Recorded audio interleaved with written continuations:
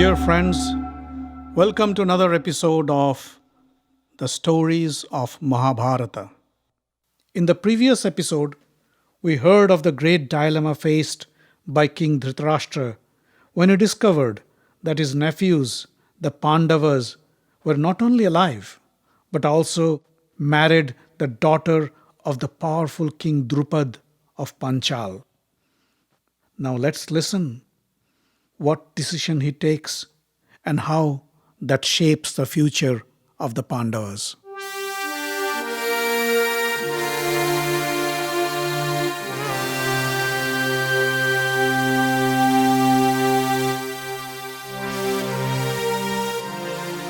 Two days after the arrival of the Pandavas, and after they had some good rest, Dhritarashtra summoned them to the royal assembly. The five brothers, dressed in white silk, took their seats in the hall. Krishna and Balarama were invited to sit on the golden thrones just next to the king. Bhishma, Drona, Kripa, and Vidura sat in their respective seats. Duryodhana and his brothers also graced the hall and sat just opposite to the Pandavas. The entire hall was buzzing with anticipation. After everybody had settled down, Dhritarashtra stood up.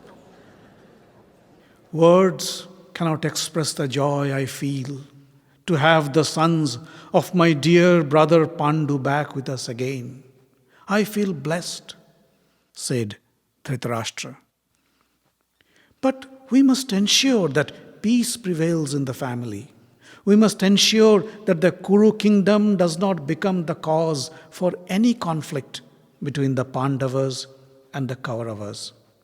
Hence, I have decided to divide the kingdom between the brothers in equal parts. He looked at Yudhishthira and said, Dear Yudhishthir, I give you the vast land of Khandava. Go there, establish your kingdom, and live in peace. The entire assembly hall was stunned to hear this. Bhishma, Drona, and Vidura looked at each other.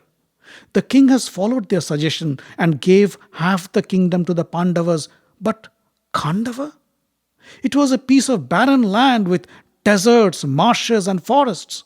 No human being can live there. Duryodhana and Dusasana were quite happy though. Sending the Pandavas to Khandava was nothing more than banishing them from civilization. Bhima was mad with rage. Khandava? He gives us that God-forsaken piece of land as our kingdom? He whispered in Yudhishthira's ears. Yudhishthira stopped him from saying any more, for he had noticed Krishna smile and nod in agreement when Dhritarashtra made his announcement. Besides, Yudhishthira would agree to any proposal that ensures peace. He stood up with folded palms and said, O king, we are grateful for your kind gesture and accept your offer with all humility. Tomorrow, at daybreak, we will leave for Khandava. That afternoon, Dhritarashtra crowned Yudhishthira as the king of Khandava. Rishi Vyasa himself arrived to perform the rituals. The next morning, the Pandavas departed for Khandava. Krishna also accompanied them, and so did Vyasa. When they reached Khandava, the brothers felt quite disheartened to see the vast barren land with no human being in sight. Krishna smiled and asked Vyasa, O Rishi, please find us an auspicious location where my dear friends can build their city. Vyasa looked around and selected a place. Krishna then summoned Indra, the king of the gods. Soon Indra appeared in front of Krishna. Krishna asked him, Lord, please bless this land and make it rich and fertile. Then build a great city for the Pandavas. Indra summoned the celestial architect and engineer Vishwakarma and entrusted him with the job. In no time, Vishwakarma constructed a fabulous city full of huge mansions, wide roads, and beautiful parks. Lakes and canals were built to make the land rich and fertile. Since the city was built by Indra. It was named Indraprastha. Vishwakarma built a huge and beautiful palace for the Pandavas with marble and precious stones. It was gorgeous as the house of the gods in heaven, if not better. The Pandavas moved into the palace and began their royal duty as the rulers of Indraprastha. The Pandavas made sure that their subjects had the best quality of life and had nothing to complain about. Soon, people from all around began to move into the new city of Indraprastha. Under the able rule of Yudhishthira and his brothers, they hoped to live a peaceful and prosperous life in their new homeland. One day, the revered celestial sage Rishi Narada visited Indraprastha to meet the Pandavas. The Pandava brothers greeted him with due respect. Yudhishthira offered the Rishi his own grand throne to sit. Draupadi cooked several delicious dishes and served him with her own hands. Draupadi's enchanting beauty caught the attention of the great Rishi. He also noticed how enamored were her 5 husbands with their common wife. After Draupadi left, Narada called the 5 brothers and said, "Boys, let me tell you a story. In the olden days, there lived 2 powerful demon brothers named Sunda and Upasunda. Just like you, their fraternal bond was so strong that they were almost inseparable. They did everything together, and whatever they earned, they always shared between themselves. They wanted to conquer the heavens and the earth. To ensure their success, they began a long and arduous worship of Lord Brahma to ask for a boon of immortality. Lord Brahma was pleased with their worship, but he said, "You want to conquer the heavens. For that I cannot make you immortal. Ask something else." The demon brothers said, "Then give us the boon that nobody or nothing in the universe would be able to kill us. We could only die in the hands of each other." Brahma agreed. Powered by the boon, which made them almost indestructible, Sunda and Upasunda began their rampage. They destroyed and looted kingdoms, villages, and whatever came on their path as they marched towards the heavens. The gods were scared. They went to Lord Brahma and asked for a solution to the problem he had created. Brahma called upon Vishwakarma, the celestial craftsman. Brahma told him, "Build a woman so beautiful and attractive that nobody would be able to resist her." Vishwakarma then went out and collected, bit by bit, the best things available from all over the universe and built a gorgeous woman. Her name was Tilottama. She was so pretty that when she walked around Lord Brahma, he couldn't stop looking at her, and a face popped out on each of the 4 sides of his head. Hence, he is also called Chaturanan, or the 4-headed Brahma. Indra too grew 1,000 eyes to enjoy her beauty. Brahma told Tilottama, "Go and seduce Sunda and Upasunda with your beauty." Sunda and Upasunda were enjoying themselves in the foothills of the Vindhya mountains when Tilottama appeared between them. The drunk brothers were awestruck by her incredible beauty. Sunda held her right arm and pulled her to his side. Upasunda jumped in and grabbed her left arm and pulled her to his side. They started a tug of war with Tilottama between them. Sunda said, "Brother, you let go of her. I want to marry her. She is like your sister-in-law. Treat her with respect." Upasunda growled, "No, she is my queen. You let go of her." Soon, a fight broke out between them. They pounced upon each other with their mace, and soon they lay dead, each killed by the other. Narada stopped and looked at the Pandava brothers. He said, "You have also married one of the most beautiful maidens on earth. You must ensure that she does not become the cause for your mutual destruction, just like Sunda and Upasunda. I suggest you come up with a rule such that no conflict can arise regarding the companionship of Draupadi. After Narada left, Yudhishthira thought about his suggestion. He then consulted his brothers and came up with a plan. They decided that Draupadi would live with each brother for a period of 1 year.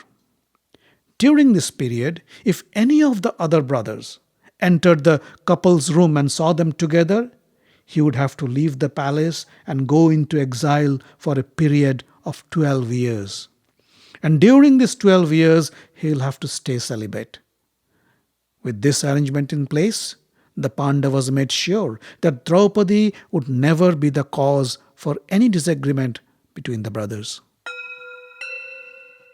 One evening, a group of Brahmins came to the palace and complained to Arjuna that a group of bandits have been stealing their cattle. The Brahmins said, "Arjuna, we pay you, the rulers of Khandava, a share of our crops as taxes. Hence, it is your duty to protect your citizens in distress. You should go right away and catch these bandits and get our cattle back." Arjuna assured them, "Don't worry, I'll get your cattle back." Arjuna went in to get his weapons, but he realized that his weapons were in a room where Yudhishthira was spending his time with Draupadi. Arjuna was in a fix. If he went into the room to get his weapons, he would have to go into exile for 12 years. But if he didn't, Yudhishthira would have to suffer the consequences for not serving his duty as the ruler of Khandava. Finally, he thought he can never turn his brother down. He'd rather go into exile than let Yudhishthira fall from grace. He barged into the room and asked Yudhishthira his permission to take his weapons. Yudhishthira was surprised, but he didn't object. Arjuna went out with his weapons, and in no time he captured the bandits and returned the cattle to the Brahmins. The Brahmins praised Arjuna for his prompt action and praised Yudhishthira for being a great ruler. Arjuna then came back to the palace and went to meet Yudhishthira. He kneeled down in front of Yudhishthira and said, "Brother, I broke the rule. I should be punished. I will live for my exile right now. Please, permit me." Yudhishthira was overwhelmed with emotion. "Arjuna, you have done nothing wrong," he said. "A younger brother can always enter his elder brother's room. Besides, I wasn't unhappy to see you, and whatever you did it for my benefit. You should not have to go into exile." Arjuna said, "Brother, I learned from you that a rule is a rule, and breaking it under any circumstances is against virtue. I must have my punishment." With tearful eyes, the Pandava brothers said goodbye to Arjuna as he left the palace. Draupadi stood at the doorway and watched Arjuna as he vanished into the horizon. Her eyes filled with tears, while her heart pained at the thought of Arjuna's indifferent attitude towards her. Arjuna wandered through many countries until he reached the source of the river Ganges. There he wished to take a dip in the holy waters and pray for his deceased ancestors. As he stepped into the water, something caught his feet and dragged him down the river. It was Ulupi, the princess of the Nagas, or celestial serpents. When Arjuna woke up, he found himself lying in a bed in a beautiful palace with a gorgeous maiden.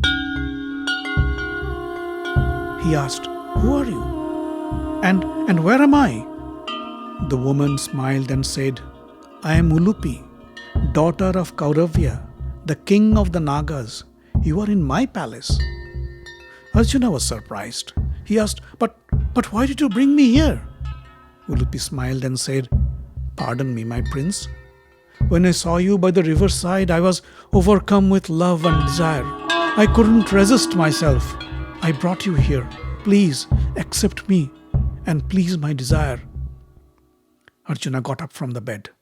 "I am sorry, Ulupi. I cannot do that." Ulupi was hurt. She moved close to Arjuna and said, "But why? Don't you find me attractive? Am I not pretty enough?" Arjuna looked at her and said, "You are beautiful, Ulupi. Any man would die to be your lover. But I have made a vow to stay celibate for 12 years of my exile. I cannot break my promise." He then explained to Ulupi the cause for his exile. Ulupi said, "But your vow of celibacy only applies to Draupadi, since she was the cause for your exile. Hence, that should not prevent you from being my lover. Let me tell you, if you do not please me, I will destroy myself and you will be responsible for my death. As a Kshatriya warrior, it is your duty to save a damsel in distress. So help me, please." Her argument convinced Arjuna. Besides, Ulupi was too attractive to be ignored. He smiled and pulled Ulupi into his strong arms.